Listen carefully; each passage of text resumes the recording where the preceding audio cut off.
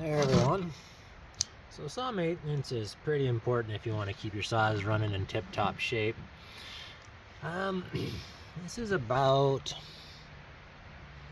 a couple weeks worth of buildup on this max flow. It went a little longer than I wanted it to, but this is where I'm at, so this is what I've got. How I do it, I don't spit shine my saws, because if I scrub them and bathe them and soap them up, they're just gonna look like this the next time I go out and cut trees. So the most I do is air compressor and a stiff brush. I do that depending on where I'm cutting. If I'm cutting a lot of fir and the bark is dry, you'll get a lot more of this fine dust everywhere on your saw. So I try to bring my saw back from where I'm cutting more often to clean it up, get all that stuff blown out. But the first 5 minutes of using it, it's all gonna look dusty like this again if you're cutting a lot of dry stuff. So I am just gonna start in on it with the air nozzle. This is gonna be gross. There is a filter under there, look. I'm just blowing this off before I pull it off so nothing falls down the carburetor hole.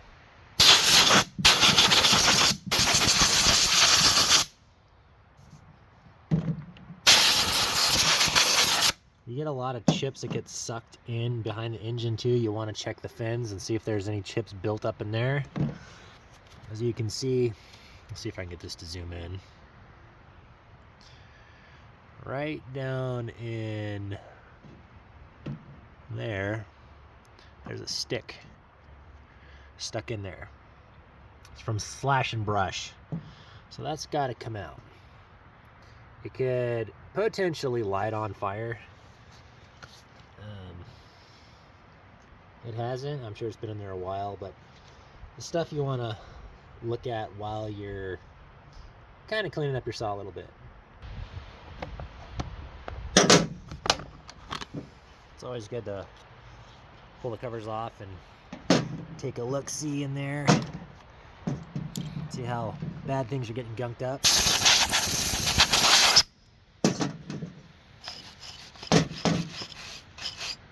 Brushing it doesn't do a whole lot. I mean, it gets the chunkier stuff off if the air compressor's not grabbing. So all I'm doing is trying to get the majority of the buildup off. You can look down in there. I don't know if you can see it. It's right in there. There's a stick. I'm gonna pluck it out of there and we'll, if I can, I'll have to take the clutch cover off.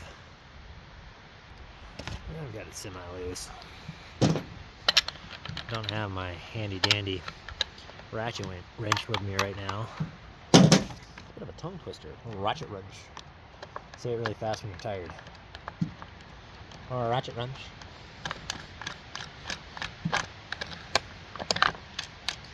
I noticed on this is a 2023 model saw. They made these bolts thinner than my original first run edition, and they take a lot longer to come off, which is kind of annoying.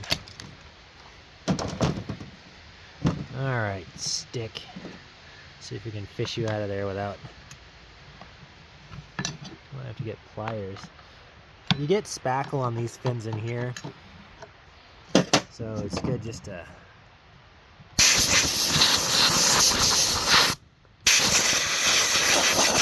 run the air in there.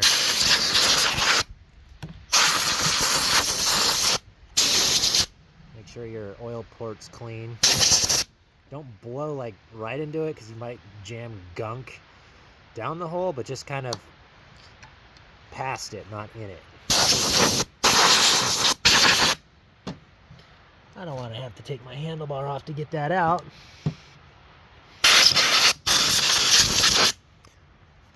So I'm gonna leave it.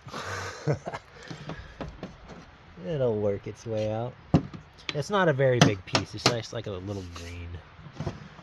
Well, it won't be green for long, but I jammed it farther down in there. I'll probably just have to get some pliers, reach down in there. I don't feel like taking it apart right now. And alder, red alder.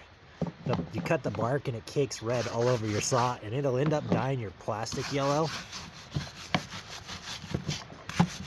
You know, the hardwood cutters, when their saws, white plastic is a different color than the crankcase paint.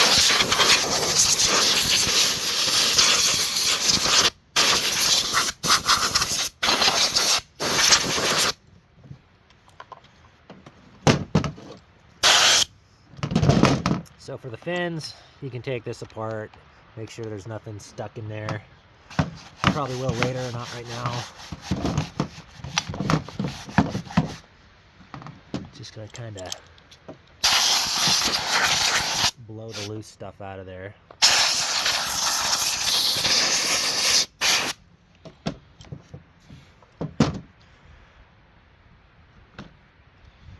Gross.